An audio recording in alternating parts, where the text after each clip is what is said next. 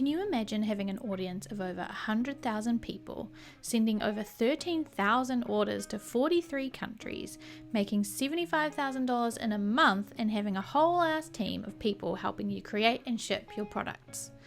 It's a dream that a lot of creatives have and that some have achieved. But what does it take to get there? What does it look like behind the scenes? And how do you stay true to yourself when your business scales to that size? I think regardless of how many followers I have or how many sales we make or countries that we ship to be as authentic as possible is the number one thing. That's Penelope Wickman. Penelope is the founder of Clammy Heart, an art business where everything is embroidered in-house in their Portland studio. They have 2 multi-needle and 2 single needle machines and a team of 4 that works super hard to create apparel and package it with love and care. The work they create focuses on the simple joys that make life a little happier. Animals, fruits and vegetables, flower and nature motifs, all with dollops of playful nostalgia. You can find them making apparel that's casual, colourful, and usually perfectly cottagecore. In this episode, you will learn from Penelope how Clammy Heart made their first sales, why it's important to stay true to the creative that you are, what hiring a creative team is like, how and why Penelope has separated her branded passions, and so much more. Before we get to the interview, I'd love to ask you a quick favour. I'd love for you to screenshot your podcast player right now, hop on over to Instagram or Twitter and tag me at Maker and Moxie. By sharing the podcast, you are helping reach more creatives just like you so that together we can make the world a more creative place, one brand at a time. I can't achieve this mission without you, so your support means the absolute world. Now, if you're ready, let's start the episode and talk to Penelope. Welcome to the show, Penelope. The people have heard a bit about you in the introduction and all about Clammy Heart and what you do, but I would love to know a little bit about where your kind of creative journey started. So have you always been a creative? Yes, absolutely. I always knew that I wanted to be an artist since I was a kid. I basically grew up thinking I wanted to be a comic artist or a children's book illustrator. I kind of bounced around to a billion different ideas all throughout middle school and high school. And then I decided I knew I wanted to go to art school. And I just always wanted to do something creative with my life. I literally could not imagine it any other way. Yeah, I can relate to that completely, and also relate to the idea of having 1,000,001 ideas and lots of creative directions that you could go in. I always think like, I wish Yeah. I had 9 lives like a cat so that I could try all these different things in those different hmm lifetimes. Yeah, same. So how did you decide on embroidery and doing what you do now, like with fabrics and all of that stuff that you started doing? Yeah, I started out sewing when I was maybe 12 years old. In middle school, my mom had like a very, very limited amount of knowledge on sewing, and she was like, I can teach you the very basic basics, and then from there, you're kind of on your own. I picked up just a pattern for like a long sleeve t-shirt. That was the first thing I ever made. And from there, I basically just took off sewing a bunch of different stuff and making cosplays and other sorts of costumes. And then when I ended up going to school for textiles, I learned a little tiny bit about machine embroidery. Not a whole ton, but once I left school, I decided to just on a whim purchase a very small embroidery machine. And that's what basically started the whole thing and started Clammy Heart and got me to where I am now. Incredible. That's cool that even though you didn't fully dive into that embroidery at school, it was like just that small experience that I guess kind of sparked your interest and your love for that is very cool. I read on your website that you started making patches with that embroidery hmm machine, right? So what was it like starting to sell those things for the first time and getting your first sales, and where did they come from? Tell me all about that kind of Yeah. beginning stages. Yeah, it was fun. I had no idea what I was going to do once I was done with school. I didn't have a job. I didn't have any real prospects. I wasn't interested in doing any gallery shows or anything like that, like a lot of my classmates were doing. And I just wanted to do something fun and like different and interesting. And the embroidery machine was something that I had never done before and I hadn't seen anyone else do before. And I very much wanted to do something that no one else was doing and sort of fill this little gap that I dug out for myself in the market and the online art community.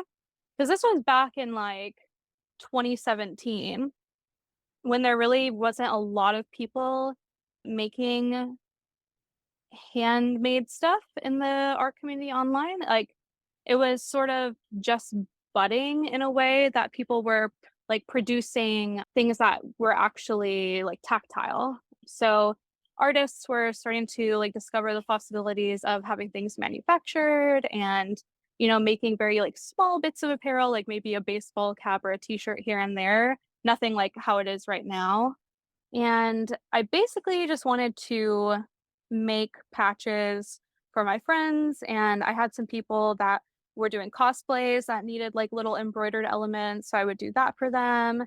And people were really into like certain anime. So like the first patch that I made was for my friend and it was of Mob from Mob Psycho 100, and that patch did really well. I didn't even watch the anime at the time, but a lot of people were really into it. So Yeah. I made a few of that and then like I put him on a little baseball cap, and from there, yeah, just like some of my friends started supporting me, which was really great. And I put my designs on Store Envy, which nobody uses anymore, but that is what I used at first was Store Envy. And I had a patch of Poon Poon from Oyasumi Poon Poon, which is one of my favorite manga. And yeah, I was just making like little fan art patches at first. Typical creative thing to just follow your passions, like what's interesting to you Mhm. and what would you want to wear or have on your hats, or all of that kind of stuff. And I think impressive that even from the beginning you were thinking strategically, like, I'm going to stand out. This is not something anyone else is doing, and I can kind of fit that gap in the market. Do you feel like you were kind of thinking branding strategically at the beginning? What were you thinking about in terms of like actually building and growing a brand in the beginning? Yeah, I think I definitely was thinking about that from the very beginning. I've always kind of been like that, and I still kind of am like that, where I just am always thinking of like what could be next and what is something that I could do that people aren't doing yet, and something that would be exciting for like consumers and things that people would actually want to wear and things that I would want to wear because I very much make things that are like within my same fashion realm.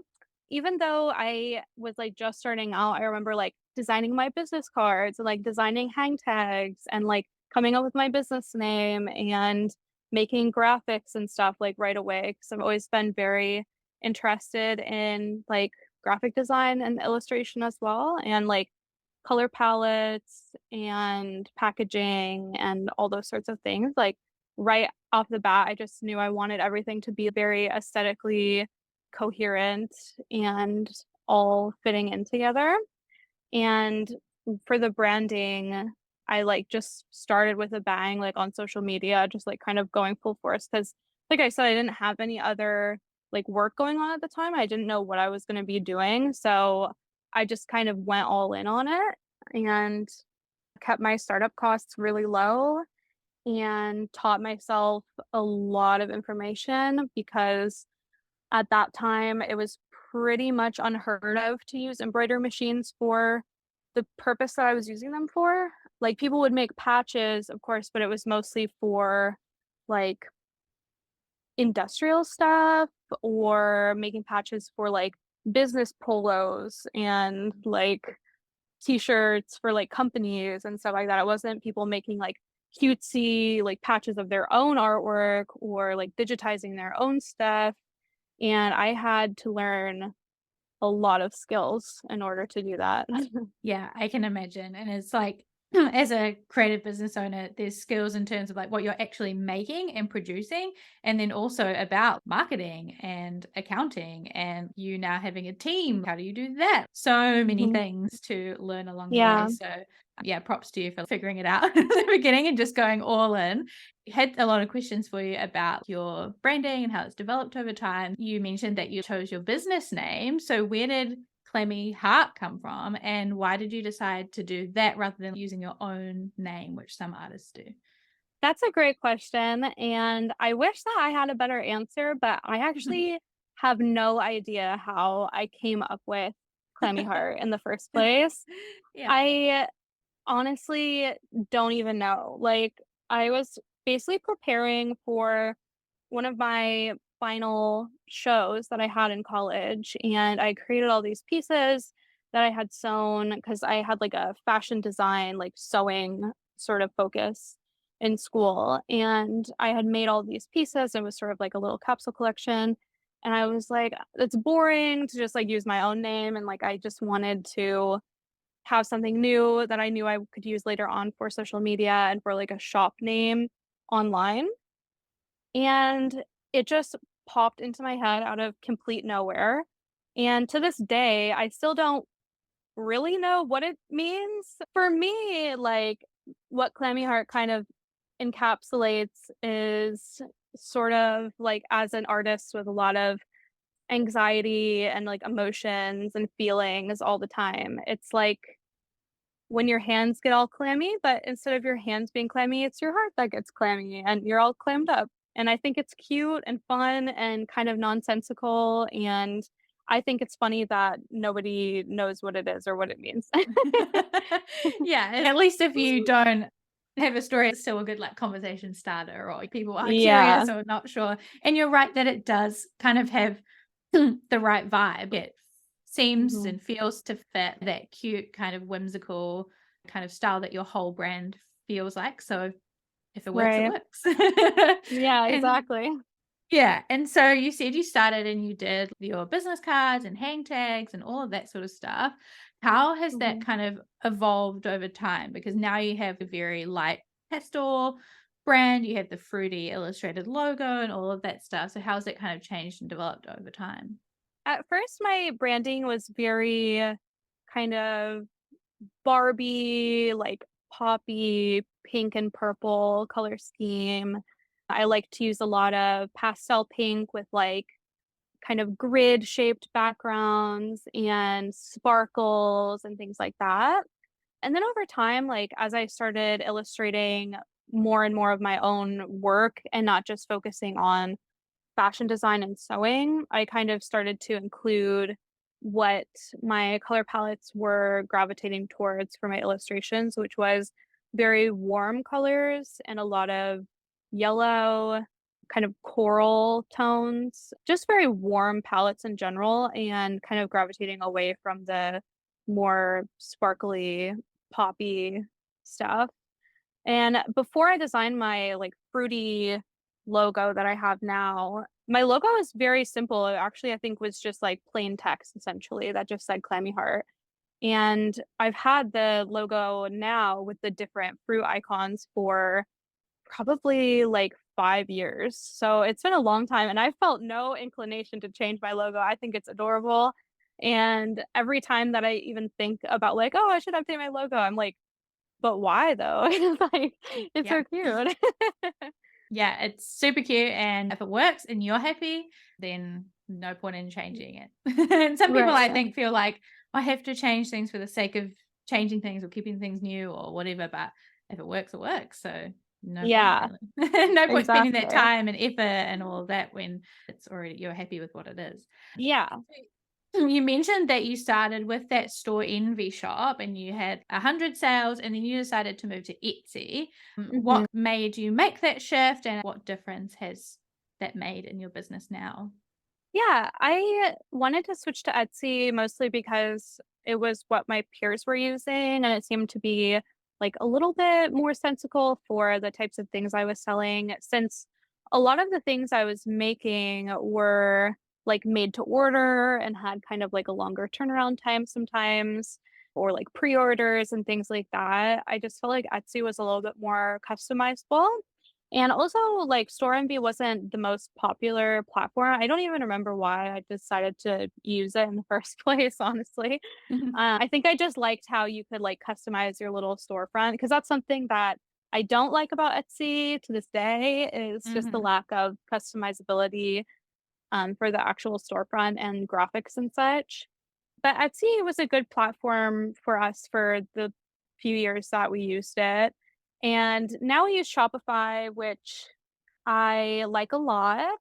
But yeah, Etsy definitely, like, having the sort of marketplace-esque features, I think during that time really helped. Etsy has obviously changed a lot in the past couple of years with the sort of search function and the discrepancies in what types of products are, like, allowed on Etsy and things like that, which is unfortunate.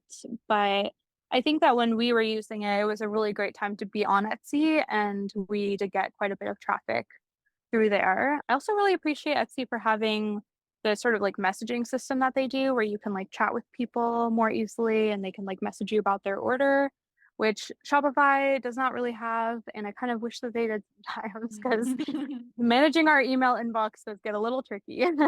It sounds like Shopify, though, has made a difference. I assume you've been on that for quite a while now, and you said, like, Mhm, while Etsy didn't have that customization, Shopify does, right? So has that kind of been the mhm. best shift or impact for you now using Shopify?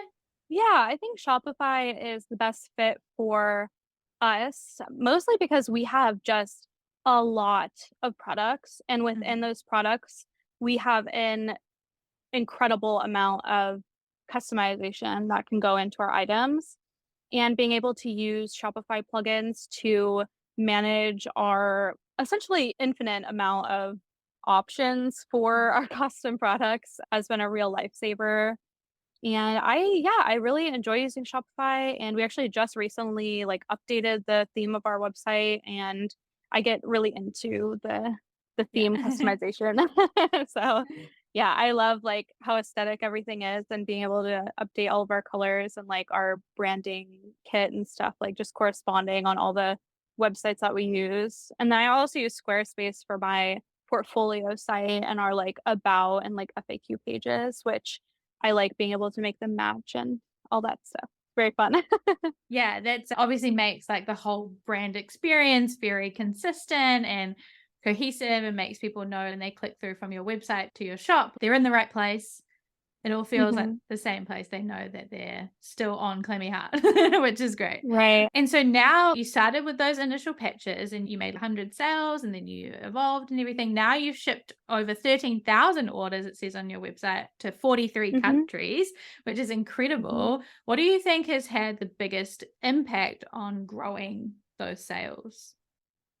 Yeah, I think that the biggest impact for us has been social media, especially seeing so much growth during the pandemic where we weren't able to do any in-person events. We really relied on Twitter and Instagram for all of our growth. And strangely enough, as a brand, we do see the most success on Twitter. Mm. A lot of startups and, like, newer companies, I think, can find it difficult to get an edge in on Twitter, but we actually have really great luck with it and have our largest following on Twitter. I think that what people like the most about our brand in terms of our social media presence is just the casualness. The approach that I take to social media is very much a relaxed one where I don't really feel a pressure to keep everything quote unquote professional, or Mhm. not in a bad way, but just in the way that, like, here's what I'm up to right now, and, like, here's the, like, books I'm reading, and, like, what my pets are doing, and what my house looks like. People are very interested in my, like, interior design and my clothes and, hair and makeup and all that other stuff. And I have made the brand so me that it's like, well, duh. Of course, people are going to be interested in everything that makes the brand, because it's just me. Like, basically, Clammy Heart is just an extension of everything that I love about the world and the things that I want to wear and the things that I want to create. And it just so happens that there are a lot of other people that would like to indulge in those same things. Yeah. So it's about like community for me and being able to talk with people on social media and grow our brand in like a very organic way. I've never done any advertising. I don't pay for any analytics or any SEO tools or anything like that. Our brand is very much organic and just like hey, if you like our stuff, like here's what we make and we make it all in house and we think that's cool and we hope you do too. Yeah. And it obviously has worked because I noticed you obviously have nearly 70,000 followers on Twitter, almost 50 on Instagram, and you're growing TikTok as well now, which is amazing and so interesting that Twitter has been the place because I feel like everybody defaults to Instagram when they are creating something. But Hmm. a lot of artists and illustrators and makers and stuff are on Twitter, and there's a huge creative audience there. So it makes a lot of sense that it's worked. And obviously, you kind of started growing that at a great time. Do you think that obviously having that social media audience and that growth is that where most of your sales come from?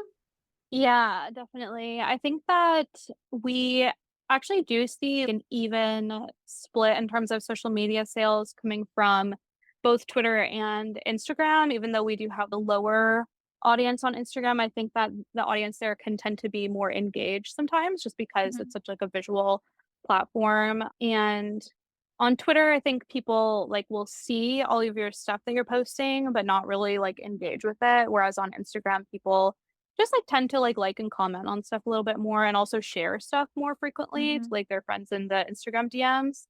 So we see a lot of our sales come from there.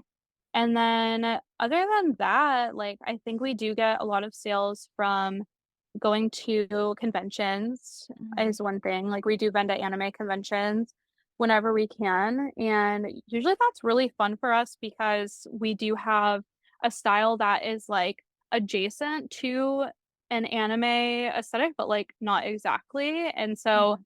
the people that go to cons are usually really into, the type of clothes that we make, and they wouldn't expect to see us there, like, at an anime convention, so it's really great. And people will take our business cards, and we do tend to make a lot of sales, like, after cons as well, like, in those same areas that we're vending at, just because I think people are excited to see us and just Yeah. were not expecting us, and they're like, "Oh my god, well, I don't have the money for that right now, but I'm definitely gonna buy from you when I get home."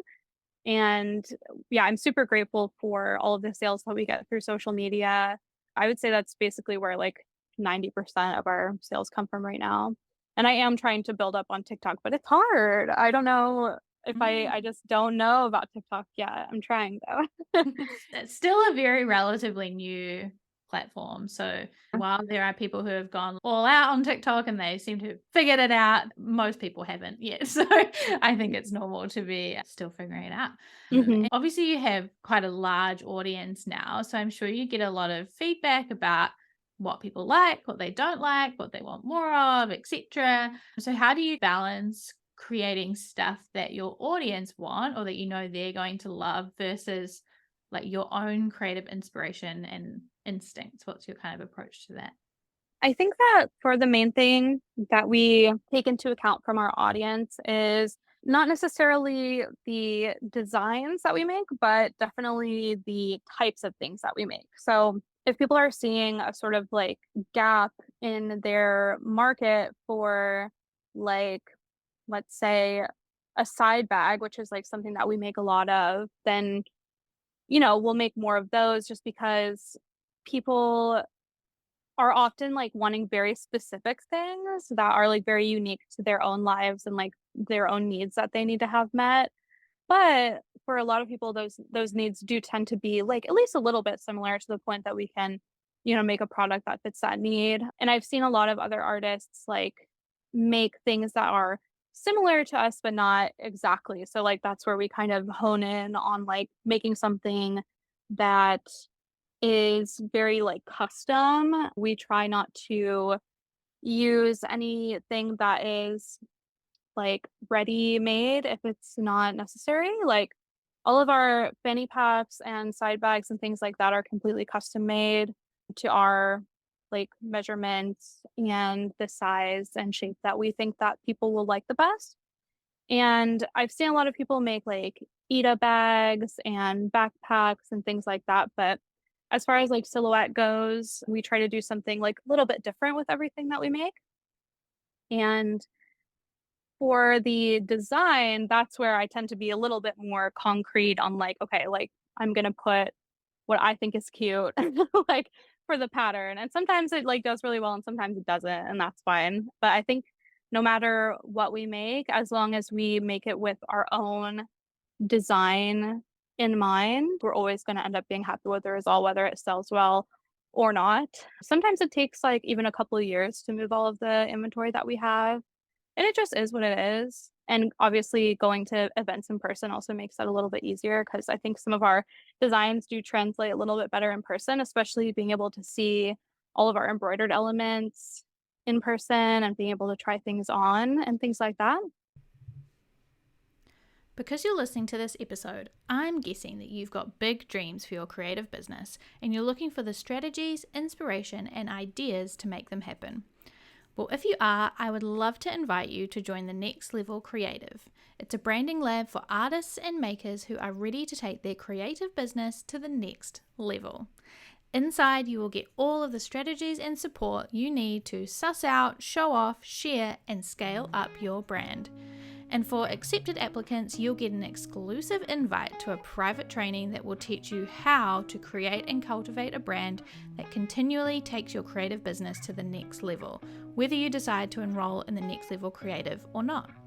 So if that sounds good, head to thenextlevelcreative.com to apply now and get your exclusive invite to the private training. Now back to the episode. Amazing. You mentioned you're making all of this stuff yourself. It's custom made. You're making it in-house.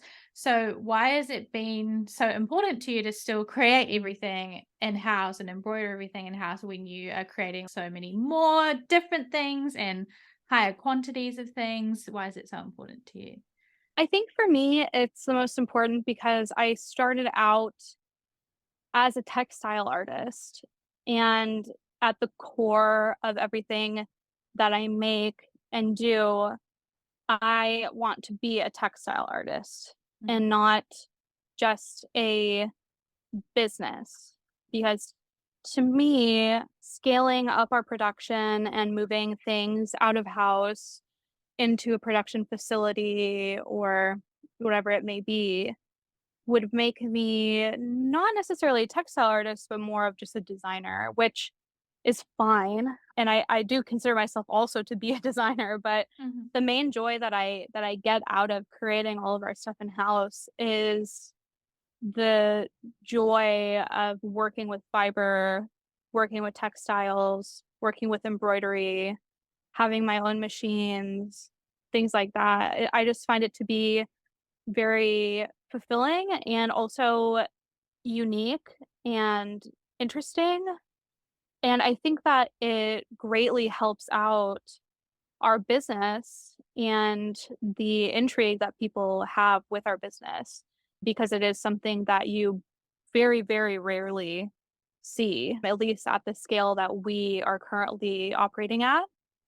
I've had a lot of people, don't get me wrong, tell me like, "Why the hell are you doing this? Like, you need to like ASAP, like get this stuff like done, elsewhere, like manufacture it, get it sent here, just ship it out." But I just simply don't want to. Like, Yeah. it just does not sound as fun to me, like, as making it all in-house and, like, being the one to not only design the item and obviously all the creative direction, but also to illustrate the item's design, digitize it for embroidery, be the one to embroider it, take it off the hoop, trim it, iron it. Like, I'm doing everything. Like, Mm. you just don't get that anywhere else. And I think that's what makes Clammy Heart so special. Yeah, definitely. incredible for you and your audience to know that everything that goes into the hands of your audience has been Clammy Heart from beginning to end, from idea to that real product being in that person's hand. And obviously the quality is there, how you want it to be and feel and look is all you. So that's a pretty special thing. Like you say, it is such a big part of your story. And when people read on your website that you make everything in-house, and I've seen you share pictures of your studio and everything, it is so interesting to see how you make everything and all your products are there, and it is such a cool part of your story. And obviously as part of that you have grown your team, right? Now you're a team of Mhm, 4. So mhm. what made you decide to make that first hire, and how has it gone since then? Yeah, so essentially, I started my business when I was living in Kansas City, Missouri after art school. And after that, I decided to move back to my hometown, which is actually in Iowa. And my partner and I at the time decided that we wanted to change and wanted to move to Portland, Oregon, which is where the business is currently, operating at. And after we lived in Portland for about a year or so, it became quickly like apparent to me that the business was going to keep growing and become something that I was not going to be able to manage on my own because I was also working almost full time at another job in the art field. I was working at the Portland Art Museum. So I was like, "I think I need help." And my partner at the time was like, "Yeah, like, you probably do, because like, I don't know how to do any of this, and, like, I can't really help you because I also work full time." So I was like, "Okay, like, I guess I have to, like, hire someone," and I was, like, very, like, scared and nervous as anyone would be. Also for the fact that, like, my studio is at my house, and I'm not the most, like, professional person in the world, and I'm, like, kinda silly, and I have a lot of pets, and just someone needs to be, like, very comfortable with all of those things, and, like, I was just looking for a very specific type of person. Mhm. And in this, art community, like, it wasn't super hard to find someone who, was familiar with, like, art and design and conventions and all those things, but you can't really find anyone that actually already knows how to use an embroidery machine. Like, all of those skills, just like for me, needed to be taught from scratch, basically. And so I was also, like, apprehensive about that, and I wasn't sure, like, how can I train someone to use this machine that, cost me $10,000, and, like, I don't want them to, like, break it, and it was just very scary. But I found my assistant, Aim, who still works for me now. It's been almost 4 years in September, which is crazy, and they started working for me part-time at first, and things just kept growing and growing and growing, and I was like, I think that if you wanna work full-time, like, I think we can, like, have enough work for you to do full-time, actually." So, they started working for me full-time, and it was just the 2 of us for quite a while, and right when the pandemic started, we had this absolutely bonkers month where we did, like, I wanna say $75,000 in sales in 1 month, and Wow. I was like, "This is too much for me, like, to handle." Like, I could not even believe it at all. I still can't believe it. I mean, we're not doing numbers like that right now, to be clear.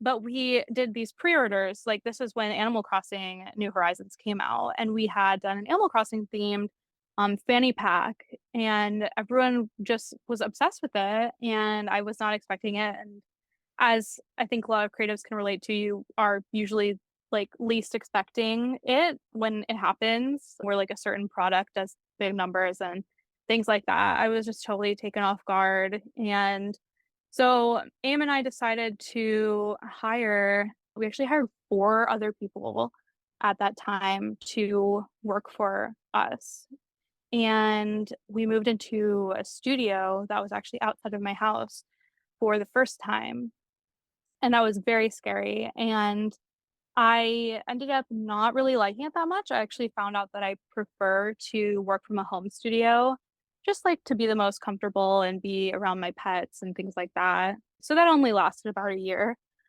But yeah, the whole, like, hiring a team thing has been very, very, very wild and had a lot of ups and downs and things that I would probably do differently. I'm just not cut out to be a boss or a manager in any way, and I think I kind of fooled myself into thinking that I could do that, but I can't really. So now I have a home studio again now here in Portland, and my partner and AIM and one other person work on Clammy Heart. So, yeah, there's 4 of us all together, and between the 4 of us, we work quite a bit. Yeah, I can imagine that even with 4 of you, there's still a lot of stuff to do. Are they Mhm. all doing production? Are they just producing your products, or are they helping with marketing or anything else? How's that work? Yeah, I am the only person in Clammy Heart that does any of our marketing. So, I do all of our marketing, all of our social media, all of our design, all of the illustration, basically all of the creative direction in every sense of the word. And my other assistants are basically all production. Running the embroidery machines is a huge part of our day to day, just, getting through items that people are ordering, especially when we have like more popular pre orders and such. Sometimes it can take us a few months to actually just embroider all the items. Mhm. Because depending on what it is, the design can take, you know, up to an hour or even longer just to physically stitch out onto the item that we're embroidering. So it is very time consuming, and having someone to be there to prepare the item, hoop it up, put it on the machine, observe it while it's embroidering, making sure the machine is okay. From that to actually finishing the item, so all of the trimming and the pressing and the tagging and the packaging and things like that, it is very time consuming. And so, yeah, that's basically what all of my assistants do is the production or the sort of backup production, sort of finishing stages. And then my partner helps me out a lot with scheduling and goals and Asana and things like that, Yeah. because that is the most overwhelming part for me probably. It's just like while I'm focusing on all the other aspects of running a business and also the finances and things like that, I have a really hard time keeping track of my schedule that I want to keep for releasing new products. Because like before I know it, it'll be, for example, June already, and we've actually not really released very many new products this whole year, like at all. The last big pre-order launch that we did was back in December, and now it's already June, and I'm like, "Oh my god." So, keeping on top of, like, new designs that I wanna make and new illustrations and sourcing blank items that we can embroider onto, those are all, like, really big things that I need to carve out more time for. Yeah, yeah, fair enough. I'm sure that having these other people to assist you in the production has helped at least a little to be able to free you up to do some of those different things. And I saw that you've also started doing hand punched rugs now, right? So where did that come from? And tell me about adding a new aspect to what you create. Yeah. Yeah. So basically, during the beginning of the pandemic, I saw like 1 or 2 other people that I followed on Twitter and Instagram doing this like rug punching. And I was like, that is so cool. And just being like a textile and fiber art like nerd, I was like, I obviously have to try that. Like, there's no other Yeah. option. So I ran out to the fabric store and got, a few things of yarn. I had bought a kit on Etsy to try out and just made like something really small at first. And I was like, okay, like I need to make a rug because that's what I keep seeing everyone do, and I really wanna try it. And I, like, printed out the design and, like, tiled it together with tape, and I made my own rug punching frame, which I actually still use, and it was a lot easier than I thought it would be. So I made my first, like, 20 by 20-inch rug punching frame, and I just was obsessed with it, like, ever since then. It was just so great, and I made a couple more rugs after that, like just for myself and for a friend. And basically, like I decided to start doing commissions for rugs just because I needed a little bit of extra income outside of Clammy Heart. And then I just kind of never stopped. And I've had like this super packed like commission schedule, probably because I don't charge enough, but that's for another episode talking about Yeah. pricing your your handmade artwork. So basically I've just never stopped doing it, and even today like just started a new rug, and I just really enjoy it, and it's such like a traditional process, very similar to me deciding to embroider all of our other stuff in-house.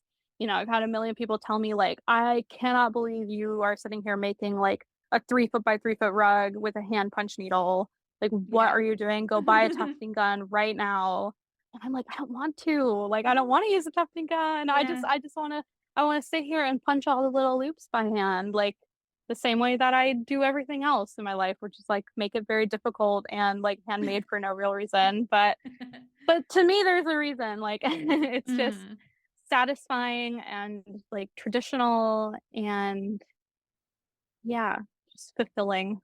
And that's part of the beauty of a lot of art that, sometimes social media and hustle culture and whatever you want to call it encourages doing things quickly and getting things out into the world and all of that stuff. But one of the most beautiful things about art is slowing down and creating something with your hands and slowly bringing something into the world too is just as beautiful, if not more. Mhm. And I saw that you have a separate Twitter or social medias for your rug making. What was the decision behind that instead of just putting it all under Clammy Heart? Yeah, I went back and forth with that for quite a while before I decided to separate it. I found that I was actually posting like more rug content than I was Clammy Heart content for a Yeah. while, and I was like, maybe people don't actually want to see this, but I wasn't 100% sure, which is why even now I have everything like tagged on each profile that says like sister brand of like Clemmy Heart, like go check that out, because I think that a lot of people do follow both of my accounts, which is very, very sweet, and I'm very thankful for that. But yeah, being able to have them separate has also allowed for me to do a lot of different events and things like that where I like wouldn't necessarily be a good fit for Clemmy Heart.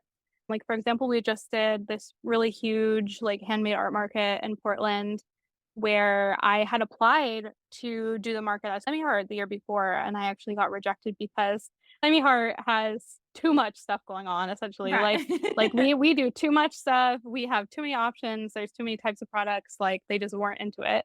And I was like, well, like I do have this other business where like all basically the only thing I do is make these beautiful hand punched rugs and wall hangings. They were like, that'll do. Like, Perfect. so yeah, being able to have it separate, I think has just allowed for like just a really lovely like separate portfolio of like only rug making and only this like lovely fiber work that is just to me like so different from what I do for Clammy Heart. And I really enjoy being able to see them separately. And maybe Mm. that'll change at some point, but I wanted to also like not make my audience feel like I was making them claustrophobic with all my like stuff that I try to do, which is way too many things. Like when I first started claiming her, I actually did screen printing as well. Mm. And I used to do ceramics and just fabric dyeing and so many things. I've Yeah. always been like that.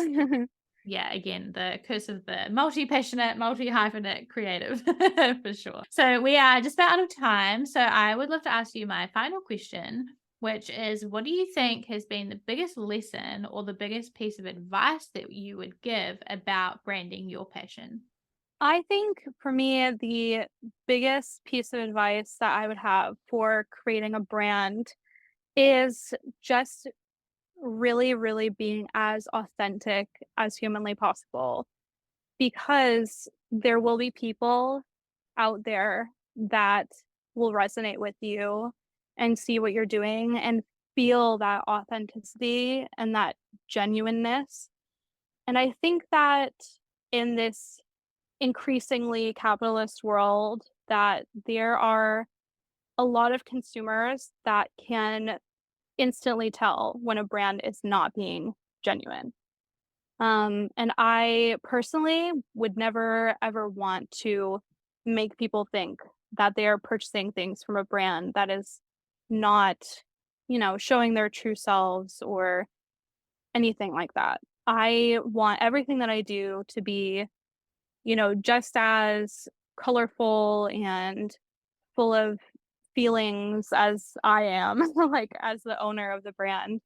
And I want my social media presence to reflect that and for people to see who I am as a human being and connect with other people in the way that not a lot of companies and brands get to really do with their consumers. And I think regardless of how many followers I have or how many sales we make or countries that we ship to be as authentic as possible is the number one thing. And I think that's why Clammy Heart has been such a success.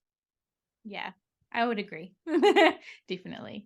It's one of the reasons that I love to follow you and see your work and see what you're up to. Is definitely has that authentic and cozy and friendly, like, Mhm. like you're just talking to a friend or seeing what your friend is up to Mhm. is, definitely how it comes across. So it's obviously working and is great advice for everyone else who's trying to build their own brand. So thank you so much for sharing that. And thank you so much for sharing your whole story and talking to me about what you're doing and where you're going and all of that stuff. Obviously, I will link all of your links in the description and everything, but is there anything in particular you want to share or anywhere you want people to go to support you or follow your work? Yeah, just at Clammy Heart on basically everything: Instagram, Twitter, TikTok, Coffee, Patreon, everything. I try to be pretty active on social media and just chit chatting with people. And if you have any questions about what we do at Clammy Heart or where you can find us at our next events and things like that, just let me know. Thanks for having me. This was really fun. You're so welcome. And thank you again for sharing your story. Yeah, you're welcome. Thanks for listening to this week's episode of Brand Your Passion and choosing to spend time with me learning all about branding, business, and all things creativity. You can find more episodes just like this one at makerandmoxie.com/podcast. If you like this one, you can tap that subscribe or follow button so that you're notified about each and every new episode. And if you've got a spare second, please leave a review on iTunes or wherever it is that you're listening to this podcast, because I would absolutely 100% love to hear from you. If there were some helpful goodies in this episode for you, it would mean the world to me as well if you could screenshot that podcast player right now, hop on over to Instagram or Twitter and tag us at Maker and Moxie.